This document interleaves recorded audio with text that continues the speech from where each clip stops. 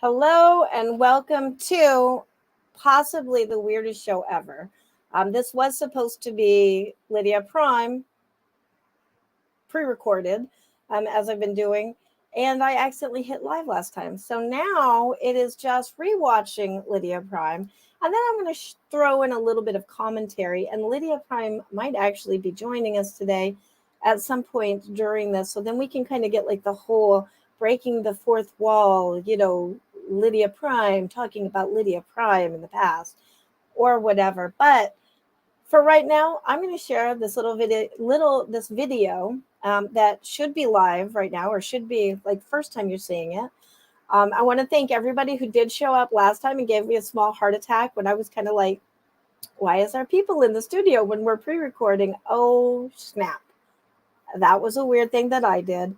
But it's been a crazy week. Do have Space and Time TOC picked out for poetry and fiction, and that will be tomorrow in Authortunities. Yeah, tomorrow's Saturday. And that link is in the description, along with the bios to the readers that I'm going to be sharing their videos today. But for right now, let us start the show with Lydia Prime from the past that was meant to be the future, who is now just the present. And then we'll see if Lydia shows up in the studio today so we can comment on it. And during this, I'm going to be pausing it so that I can share these other videos with you. All right, let's get going.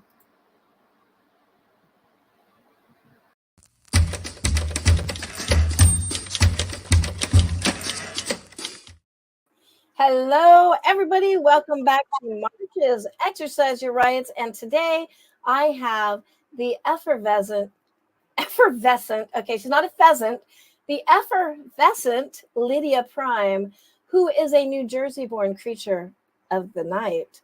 Her short story, Sadie, was published in Kandisha Press's Under Her Wings 2020 Women in Horror Anthology. She won the 23rd Critters Annual Readers Poll for Best Horror Short Story in 2020. And when Lydia isn't unleashing her nightmares on readers, and we do mean that as a good thing, she happily helps others polish their brain children and possibly their brains themselves with her editing services. Her co-editor, she is a co-editor at Kandisha Press, a current editor for Silent House Press, and a former co-owner of Sirens Call Publications, which we've had on here before as well. We love Sirens Call. And is ready for anything. So bring it. So welcome, Lydia. But after all of that, my calling you a pheasant, which I really apologize for. I hope that's offensive. I mean, pheasants are cute, right? Yeah. A.F. Stewart is in the stream. Hello, Stewart. And you know what? You know how I said about like I make errors and it's ridiculous. This is supposed to be Mark's show, and I accidentally hit live. So we are live right now.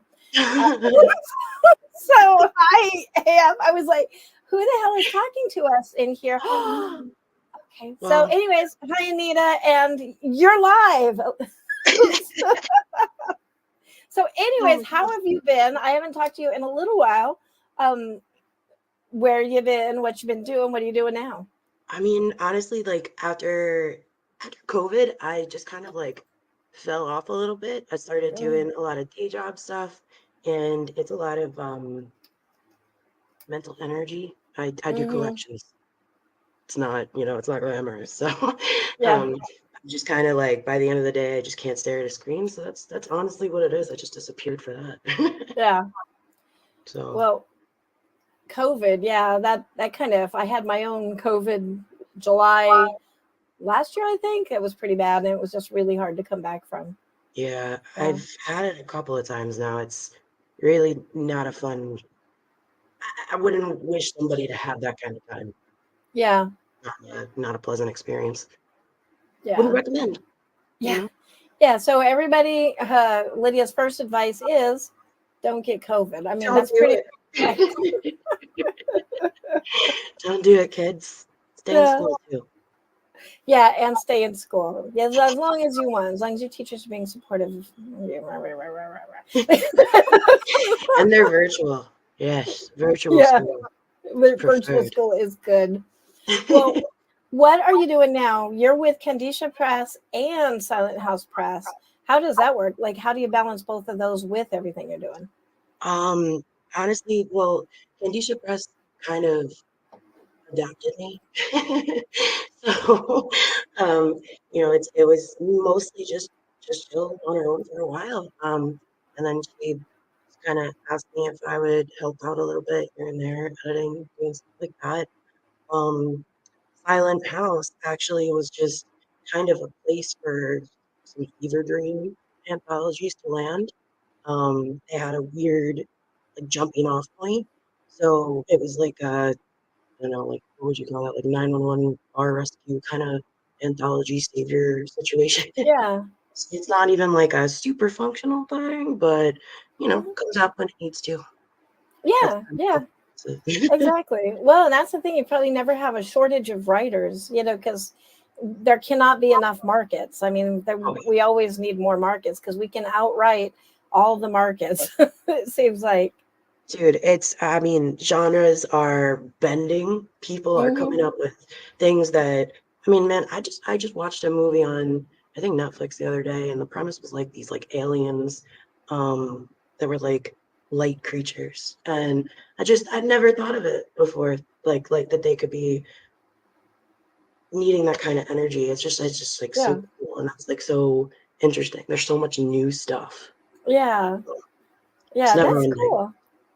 Well, tell me a little bit about, I want to hear about each of these presses and what you guys are looking for. Like, what is Kandisha Press looking for? And am I even saying that right? Because I've always just seen the word, seen the name. I might be saying that wrong. Yeah, I mean, the only way I know how to pronounce it is Kandisha. Because Aisha Kandisha is a succubus, in I believe Malaysia or some kind of Eastern Asian area. Apologies if I'm saying something ridiculous, but I'm pretty. And that's where that comes from. She is, a badass in her own right. Yeah. And that being said, Kandisha kind of looks for like just badass women in horror to promote, to like give them really a platform like to stand on. There's been a lot more visibility for women horror authors and the like, in the last few years alone. But when Kandisha started, even just like I believe it was 2019, it started because Jill really wasn't seeing too many female author names in anthologies. She was like, let's get some more representation out there. That's awesome. Yeah, and I feel like that has really changed the scene a lot. Like when I first started writing horror, it was very like I knew Anita, which is funny that she's in the audience right now. Anita was one of the only names I think I knew that was also female, and there was this whole. What does it mean to be a female? Like, what is our role? Are we all supposed to look like Elvira? Do we have to be sexy? Can we just be old crotchety writers like the guys? Like, is that okay? Yes. All these questions. I would love to be. Yeah. Now it's like, everybody's just doing what they want. The scene has definitely changed. And it's like the credit goes to presses like Kandisha and stuff. Yeah. I mean, when I first started coming into like the community, it was, I think like 2016 or 17, working at a comedy club.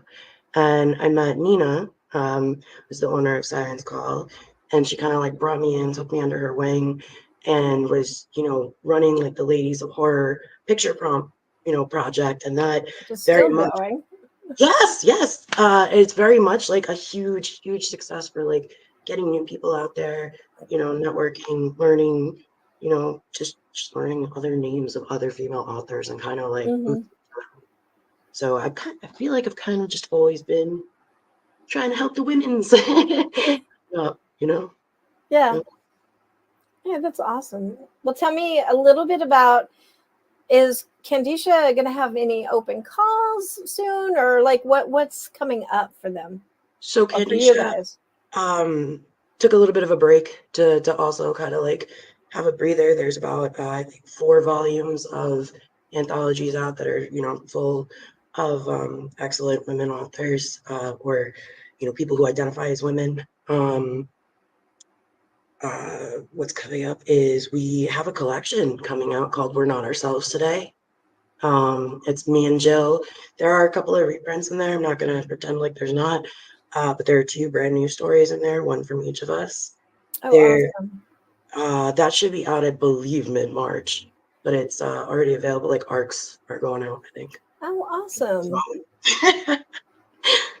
I believe there are plans for one or two open call anthologies. I don't know the details or specifics of when. I think usually it's kind of more towards like end of summer kind of stuff. But it's a little bit slow going because we're just kind of coming back all Yeah. Well, and that's okay. I mean, it's art. It is an art. Even, publishing is an art as much as writing. So it's important for all sides to not just force it out, because then you wind up with soulless, angry work. We have to have souls in our angry work.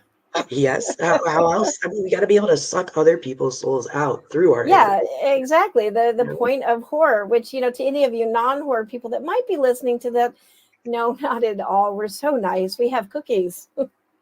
Come over. Yes, please come to the dark side, man. We're Yes. fantastic over here. Yeah, play with us. Yeah, and I will say, like, just on the praise of the horror community in general, we were talking about that a little bit pre-show. Yeah, there is no better community, I think. Having been myself in a lot of different writer communities, we're just so laid back and fun. It seems Oh like, yeah. and loving, absolutely loving. There's just it's such a for all the like crappy stuff that you'll hear like here and there in Mhm. terms of maybe like the scandals and the who's sexting who stuff you know Someone is there's sexing somebody. yeah My but God. there's no better place like there's Mm, no better community of like diverse people yeah, no. that are so welcoming and so like all right, so what are we doing? What's our next project? How do we do this? Yeah, yeah, Randos. exactly. Yeah. And speaking of our next project, let us do a video real quick.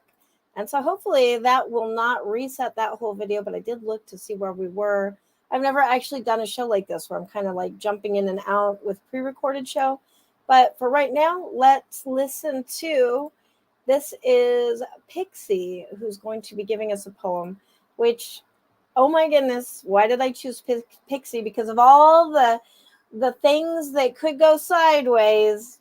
No, I'm kidding. I love Pixie. But Pixie is a poet that challenges us. But that's good. I like challenge. We should be challenged. Challenge art is challenging, or art should be challenging. So, anyways, let's hear from Pixie real quick. And I'm going to give her the whole stage.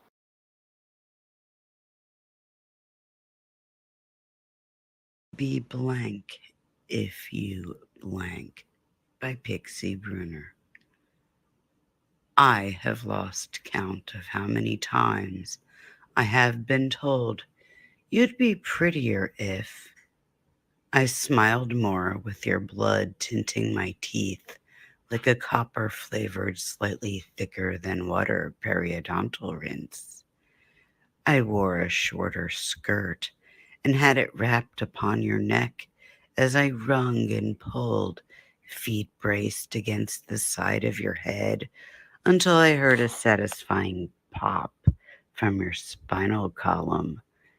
I straightened my hair so it was a free flowing silken veil between my shoulder blades as I hacksawed off your limbs so you fit better in the cardboard box. I wore makeup. It is best to wear a disguise when seeking victims, a useful tip, I concede. I wore high heels to show off my figure, and while you don't say this part, so I'm hobbled and can't run, stilettos fit snugly into an ear canal with enough force. I didn't wear solid black clothes every day and wore some color. Black is a color. I'm not a ninja, haha. It's just best for hiding the handprints on me. I have lost count of how many times I have been told you'd be more popular if I lost a few pounds, but someone somewhere will be eventually celebrating the loss of 200 pounds today. I dressed in clothes that weren't frumpy, fit me properly, and showed off my killer curves, but it would be harder to hide the weapons if I wore bodycon garments. I wore more feminine perfume, warm vanilla or floral scents as suggested, but they give me a headache combined with the disinfectants I go through like water. I didn't wear combat boots with everything, but they are non-slip, waterproof, and practical for 3 a.m. grave digging. I just grew out my nails and got manicures, but harsh chemicals ruin polish, prohibit hard labor, and it's so much easier to clean viscera from them at this length. I have lost count of how many times I've been told, you'd not be single if. I wasn't always knitting or crocheting like a grandmother. The ancient Egyptians were on to something good to use these tools to remove soft organs through small orifices. I wasn't a teetotaler if I hung out and relaxed and cut loose a little, but you're very languid, hanging out and swaying gently from the rafter meat hook. If I just danced with you at the club, I love to dance, just not with you, and no one is ever watching. I was less political and opinionated. I'm sorry. Amazon rated this bar set 4 stars, but my transorbital lobotomy skills are a little primitive. But do you have any opinions still? I have lost count of how many times I have been told you'd be happier if. I just chilled, pulled the stick out of my ass, and pretended to want and like it, which is precisely why you have a piece of rebar up yours. You didn't pretend to want or like it either. I acted more like a girl in response to the winch I dress and process deer on when I finally invited you over for dinner. You were dressed, wrapped in butcher paper, and are portioned out, neatly labeled in the freezer for winter. I was taller. Did you know that a person grows several inches when on the rack and the cranking begins? Now you know. Simple machines give simple pleasures. If I didn't always have my nose in a book, but then how else would I learn toxicology, anatomy, and the LD50s I must always surpass, as well as how to slightly stains, how to remove them from various surfaces. Truth is, I've lost count of my body count.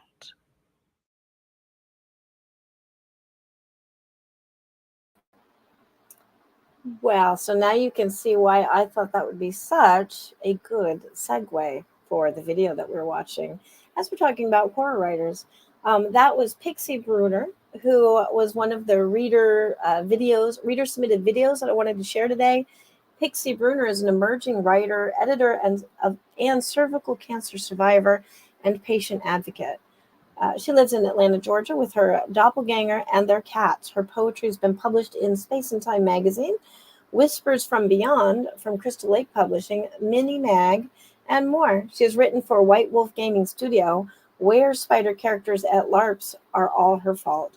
You can find her on X at Moki Gray.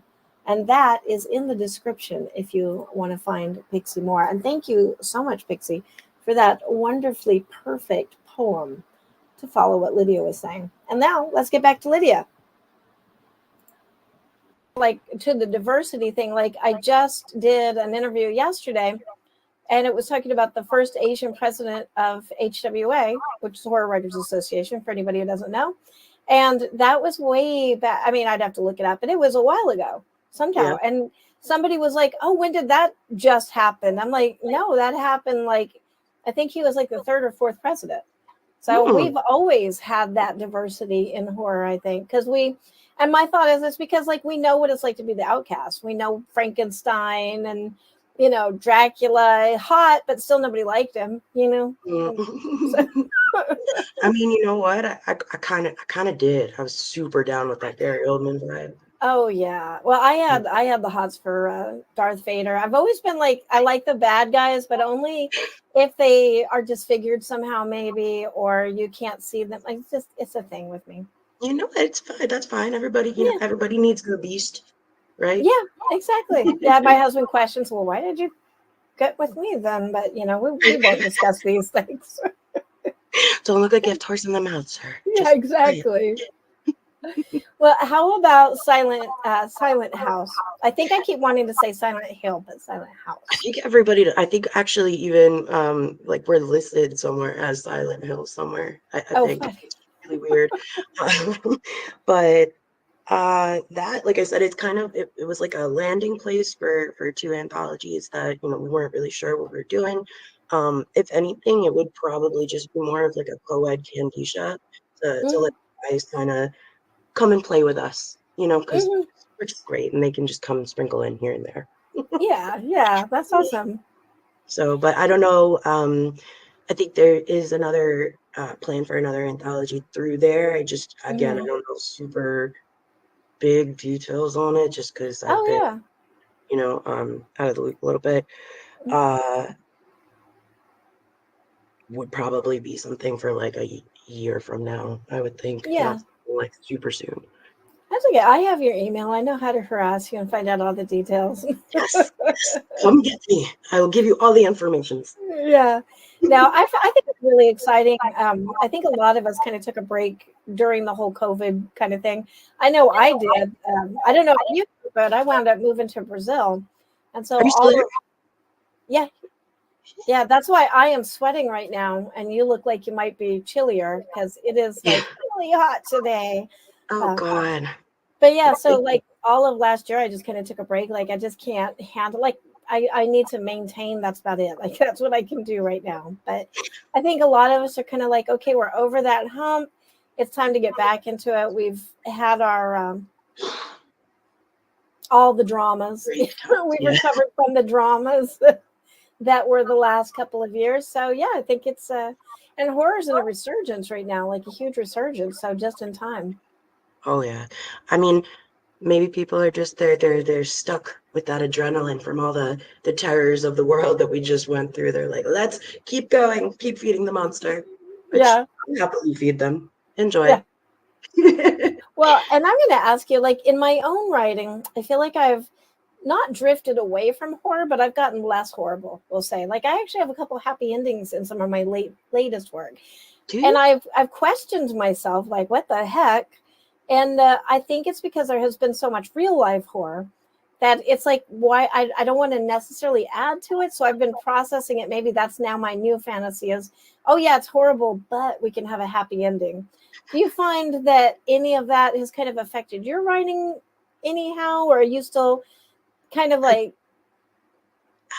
I think my characters still have bad endings, honestly. Because a lot of my writing tends to be reflective of like something I'm going through mentally or just like trying to get through. And just a lot of times, the bad guys, sometimes they win and it sucks, but there's nothing you can do about it. So that's kind of where I am. But I do find myself kind of wanting to put my characters more in medical issued situations. More so than I ever did before. Interesting.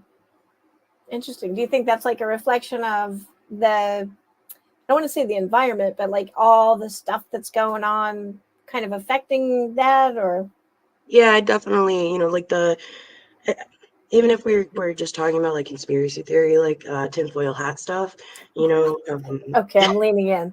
Yes, tell me all. I'm all about it. I love that stuff. So like the not trusting the government, not trusting like yourself. Know what you're seeing. Like that stuff is very scary to me. And people being afraid of the vaccines and stuff. Like, who wouldn't trust the government though? I mean, They're so honest. They're I just know. They Casey only have Anthony our would love best interests at heart. it. You're in Brazil. I think you're safe. They're coming. Yeah. Oh my goodness. Well, tell me a little bit about. A.F. Stewart says she had 2 happy endings in her latest collection, but they also involve murder and kidnapping. Yeah, and I guess I should specify, like, people still died, but it made me happy. That's a happy ending, right? Oh my gosh. Anita. Yeah, tell me a little bit about Sirens Call. I am a huge fan of Sirens Call. I'm a huge fan of the Ladies in Horror Project, which I'm a part of. Kandisha Press as well. I had one story in Don't Break the Oath with you guys, which was awesome. You guys are amazing. But let's go to Sirens Call. Do you know how that even started? Like right now, it's like this huge monstrosity of goodness for writers, you know. Yeah, I mean, the goal, I believe, always was to be like a place to, just get writing out there, get like, some people will even credit like Sirens with being like their great, first place to publish them. I honestly, I definitely know, but I cannot remember. I do believe that originally it was kind of like a similar to Kandisha thing I said before, like the wanting to lift up women authors, but then I know that it's been co-ed the whole time, I think. So I think it was Julie, Snow, and Nina, their brainchild, and then there's Mealy and Gloria who kind of tacked on a little bit later. Yeah. But yeah, I think that's pretty close to what Nina would say. I'm not sure. I don't want the wrong answer. We'll have to get her on here. We had her on, I think, like a year ago. I want to say, yeah, on back when this show used to be Cake and Hyperbole, and I had a co-host, Amy Zollers. I don't know why I have to think about that so much. I blame the heat. But yeah, that's funny. Like, yeah, I think it's time to have her back. Yeah, for sure. Love Nina. I love Nina. Yeah. I haven't seen her in just at, I think, right after COVID started. Just hermited down, was not being around any hands. That happened to so many of us. I think, like StokerCon, the one before last, which I don't remember what year that was anymore. That was the coming out of like we had been hermited up for like over a year, I think. And then we finally came out to StokerCon, which is kind of like, whoa, like what a way to break the ice. Oh, say Pete Kelly says Sirens Call was so helpful. Oh yeah. I learned so much just, like I wouldn't be here without having met Nina just serendipitously, like I was working security in the back of the room, and the comedian on stage happened to say to her, "What do you do for a living?" And that was it. That was how we met. Oh, that's awesome. That is so awesome.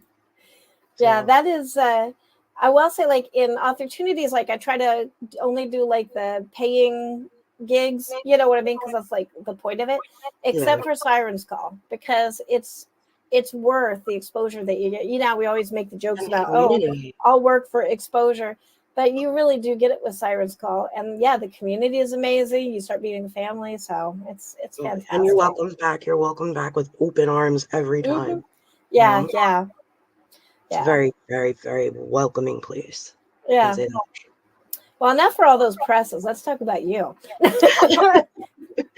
Oh man, what about me? What have you got coming out? What are you kind of thinking you're gonna? Because you did take a break, so now we have you back amongst the Halloween people. Where do you think you're aiming at? Like, what can we expect from you soon? I mean, not that we're going to hold you to this, but I honestly wanted to try to work on like a novella or like a novel of some kind, because I pretty much only ever stuck to short fiction, flash. Like really, if you look up like my entire history on the internet. That's it. It's just Flash and short Yeah. pictures. So I wanted to give that a shot. I mean, I have this story coming out in We're Not Ourselves today. And that like that's an interesting story. It started out being like a really trippy, like psychedelic situation, and then it became something completely different. It does involve werewolves. It's called Lunation. Um, the term lycanthropically challenged is used in the story, and it's just meant to like explain struggle transforming into the wolf form. What is it? What challenged? Lycanthropically challenged. Oh, I like that. So, and then there's like an AA place kind of for that kind of thing. It's a weird story, but I think it's worth the read. Maybe I'm biased, but Mm-hmm. No, I think it sounds fabulous. thank you. And I think it's okay to do Flash and stuff because I think so many of us do read that now. Like I read a lot more Flash than I used to, just because it's like, that's what I have time for. Yeah. But I am very much excited to see a longer work from you. That'll be fantastic. Oh, thank you. Yeah. Maybe I should write about Super Slug. Okay. Yeah. Speaking of Super Slug, I don't even remember how Super Slug started. I know it was on Facebook. What even started that? Like, so Super Slug, for all of you guys who doesn't know what Super Slug is, which is like everybody, I think, except for me and Lydia right now. And it was just a thing that we started saying back and forth, and like I think we're gonna write stories about him or something. Oh yeah, it was I can't remember what the comments were for, but they were going, and he had a salt packet girlfriend. We had some serious drama going on for this poor little slug, man. But he was super. He like overcame all the setbacks and obstacles of his life in the comments there. I would love to like animate him. I feel like he would just be so great. Although Yeah. that like penultimate moment where when he finally gets to his salt packet love, I wonder how sizzling that would really be. Oh, that's right. He did. He was in love with the salt packet. The great forbidden love in all the worst and most horrific graphic ways. That's what you get for leaving silliness up to horror authors. Yeah. Don't turn us loose in some comments, apparently. Salt packets and slugs be damned. Yeah. That's Oh, awesome. Yeah, I haven't thought about him in a while, so it's really good to have you back, Lydia, because oh, nobody else will super slug with me. oh no! We have to do that more. We have to do it more. Yeah, I think so.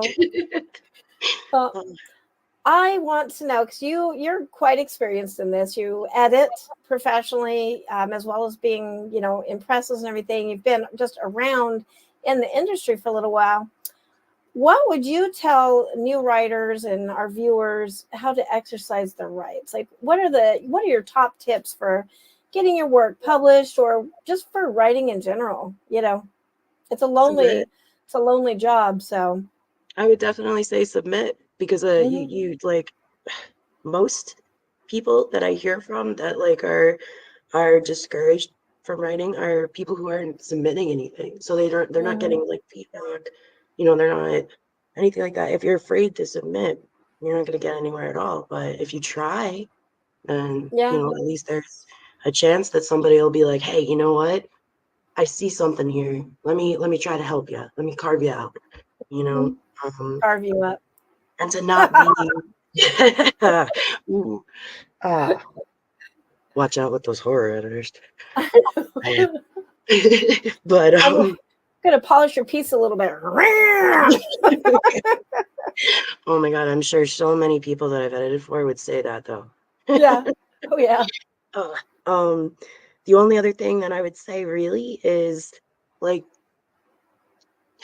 this sounds terrible, but don't be an asshole. Like in the sense of like, if somebody is saying to you, this doesn't make sense, somebody's telling you this word is the wrong word, don't fight with them. Like to a degree, learn from what they're saying. Don't just immediately shut it down. Yeah, I think that's huge advice. Gotta cover it. Pete Kelly says he loves your voice. Oh, thank you. Yeah, she does it. saved that nice husky voice. And I'm not going to get too weird about it, but yeah, she saved that just for us. Oh yes. Oh yes. Wow, Lydia talking about super slack. I had a client one time tell me that I needed a job where I talked on the phone. And I was like, sir, we are on the phone. What are you implying? That's true. How much more talking do you want me to do? It was Feeling uncomfortable. Yeah, but let's go back to your writer advice. I can veer off into the inappropriate areas at times. I definitely can too. Yeah, I do think the asshole advice is good. I think was it, I can't remember who it was, but somebody that has a big name. I think that's his advice. Like somebody said, "What's your advice to your new writers?" And his comment was, "Don't be an asshole." Like number one, don't be an asshole. Number two, don't be an asshole. And he just recited that like 10 times. You know what? I mean, that's perfect though, because it covers. Oh, thank you. I just saw that pop up. Thank you. So if you want to keep listening to this recording, pay $9.99. Oh man, sometimes I feel like Miss Cleo though. Like, let's just break out the tarot cards while we're out here. Yeah. Well, there's mine are right there. Mine are actually in my bedroom, but you know what? They're a deck based off of Lovecraft. Oh, Some of the awesome. creatures are all like just Cthulhu-y, like creepy. It's great. It's fantastic. Oh, that's awesome. That is awesome. All right, that's a future show where we just talk about tarot stuff. Oh, and how it can go into your writing, because actually you can use tarot cards and stuff like that to go into your writing for inspiration stuff, because it is a story. I did a story actually. with the cards. There's a story that I wrote like forever ago called Madame Sirona, I think, and it's like a fortune teller that's being visited, I think, by death. Oh, and nice. they're unknowingly like drawing their own cards. Yeah. Oh, that's cool. Well, speaking of stories, where can we find you? Like, where do you have some of your work up that we can grab right now? Where can we find you on socials, your website? Like, how do we reach Lydia Prime? You can definitely find me on Instagram and Facebook, all those good things. Just look for Lydia Prime pretty much. Actually, I think Instagram is like a weird fear of like being eaten alive by worms or something. It's like helminthophobia. I'm never gonna be able to spell it, but I will find a way to make it easier. It was before I got like marketing knowledge. Yeah. Yeah, Which right there's so much in that marketing. Biggest fear of most people. Yeah. Oh yeah. I mean, that's why I just don't exist on social media, because I just don't have it in me to like post and the hashtags and the this and the that and the. It's a lot of work. I just read my stuff and I'm over here. I'll be here. Don't worry. Come find me. I'm here. Just come hang out. Don't bring cigarettes. Yeah.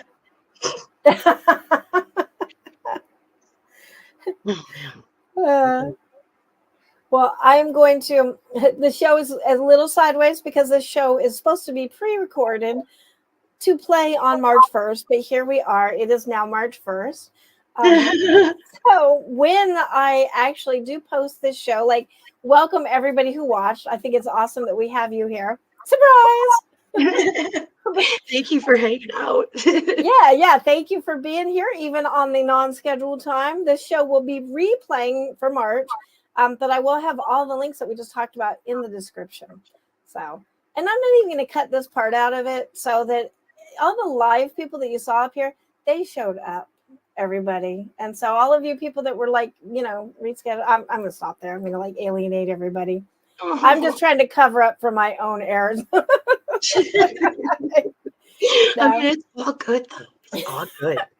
I was so surprised to see Anita's name pop up. I'm like, who's talking to us? I honestly thought she was just like part of it. I was like, oh, maybe she was like Angela's partner. It's all good. Yeah, it's just me being goofy. It's too hot. I blame the heat. It's like almost 99 degrees here Fahrenheit. So I'm dying. And they don't, we have air conditioners because, you know, we're US people coming over. But typically people don't have air conditioners or screens. So Really? yeah. And you take a lot of showers, so many showers. I can understand that. Yeah, it's so hot. Wait, are you where I'm gonna sound like such a dork. Are you where the toilets flush the other way? I have not looked yet, but when I was in Australia, I heard that. And I lived there for like a year and a half, and I never could remember to check. So, and you know why? It's because the toilets didn't have water in them in Australia. That's why. Because, I mean, very little tiny bit of water because water is so precious. So they think in the US, our toilets are like way over the top because we have like a little bathtub. It's like a bird bath of water. Yeah, here, for sure. It is also there's just not a lot of water in there. So, but I'm going to have to try it with like a bucket or something. But yeah, so I'm going to have to look that up. Like, is it clockwise in the North Hemisphere and counterclockwise in Southern, right? I think it's clockwise where I am in New Jersey. So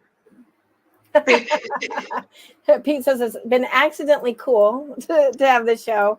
And he wants me to stop flaunting that I'm so hot. You know, it's like, yeah. Sorry, all you people that are just freezing down. I have bananas growing out in the front of my house. I'll send an ice cream truck. Yeah, I would take it desperately. But Mr. Frosty? Anyways, huh? Mr. Softy, though? Oh. Do you know the story? No, I don't. But the way you're waggling your eyebrows, I'm like. Well, because so I keep touching my nose like such a weirdo. But okay, last day. Mr. Softy? Well, no, because so I grew up in Dumont, New Jersey, and it had a man called the Iceman who lived there, and he was a murderer, and one of his crimes, he kept a body in a Mr. Softy ice thingy majiggy because Mr. Softy was a creeper too. Why does that almost sound familiar? Because I used to live in Browns Mills, New Jersey, and we had the whole. I mean, he was he was in Bergen County's lockup. You know, Michael Shannon, I think, did a movie where he played him. Interesting. And I think one of the Franco brothers is in it too. James Franco is in it, I think. Yeah, I'm gonna have to look that up because that area was so freaky. Oh, yeah, I mean, nobody would go. Like my boss at the newspaper would. A 28-year-old guy would not go outside after dark because it was so creepy. And they found a dismembered body in the Wawa, like a mile away from us. So now I'm like, I wonder if that was Mr. Softy. Wawa. I know, yeah. For everybody who doesn't know what a Wawa is, I think they're not just in New Jersey, right? Isn't that just like an East Coast thing? I think they are East Coast, but I know that they're like South, like South Jersey has more of them than like we do up here. Yeah.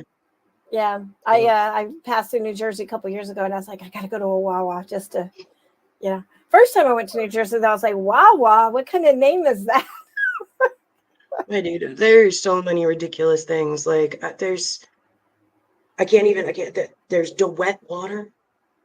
DeWet? DeWet, like DE. Oh, DeWet, water. Yeah. DeWet water. I think it's a water purification place. Oh, funny. But okay. Water is wet. Sounds good. When my husband came to the U.S., we had Cox Cable, like the KCOX, and he was just, it took him a while to get over that one. I love it. But anyways, we're out of time, and we're just sitting here like digressing now, which I love because I love chatting with you. Yeah, so look for those links, and this has been like the most weird show because I'm like, what? We're live? What? Anyways, find those links in the description when the show appears on March 1st, which is when we do exercise your rights, typically, unless somebody accidentally hits go live, which could happen. Surprise. Super slug. Don't even worry about it. On that show, we will have, obviously I don't have the video right now, But we are doing video readings. So everybody's submitting their video readings, and whoever I select, which is actually Linoff, my assistant, is selecting, will be ending this. So I hope you enjoy that. Awesome. Everybody who's watching in the future. But yeah, thank you so much for being here, Lydia.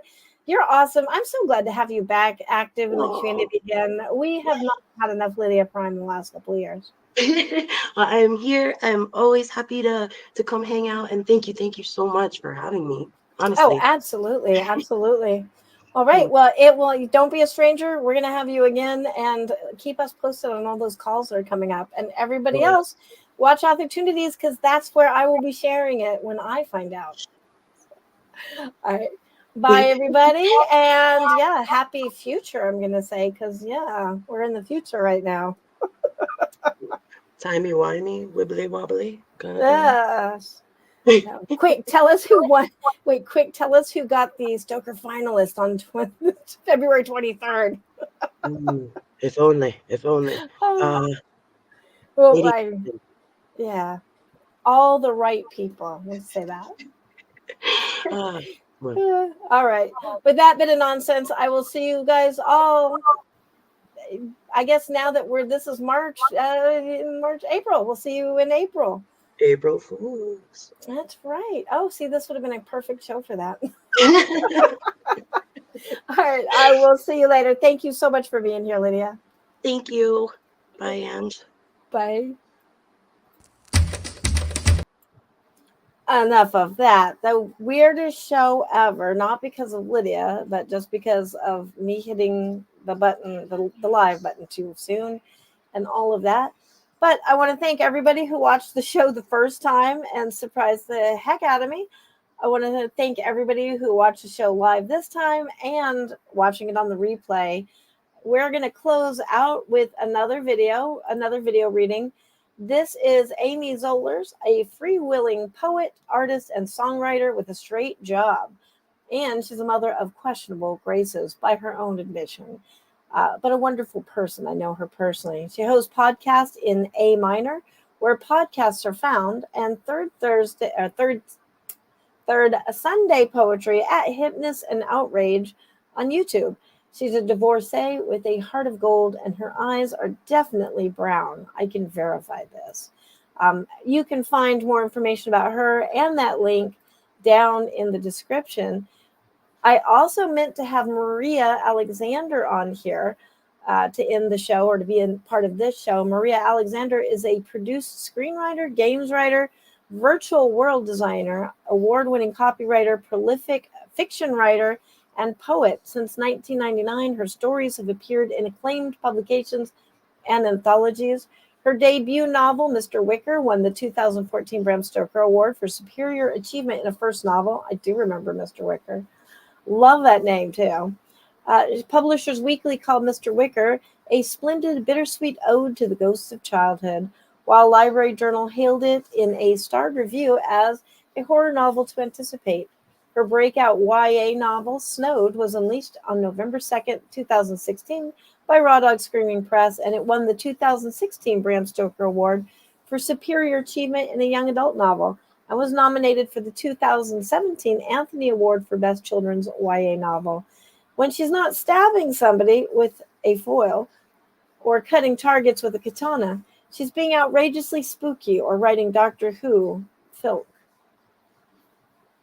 I had to check that word again to make sure I read that correctly. And she lives in Los Angeles with 2 ungrateful cats, aren't they all? A Jewish Christmas caroler and a purse named Trog.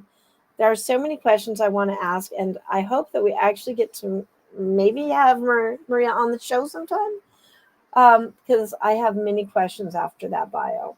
But for right now, let's listen to Amy Zollers. I'm going to put her up on the screen in the studio. Let's go listen to Amy and close out this ridiculous show, and I will be back in April, if not sooner. I'm starting to think maybe once a month isn't a great option, because after a month has gone by, I have forgotten even how to do this, obviously.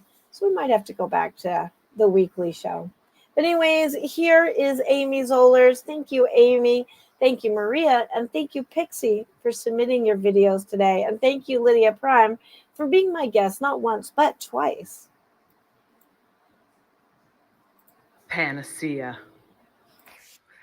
Panacea.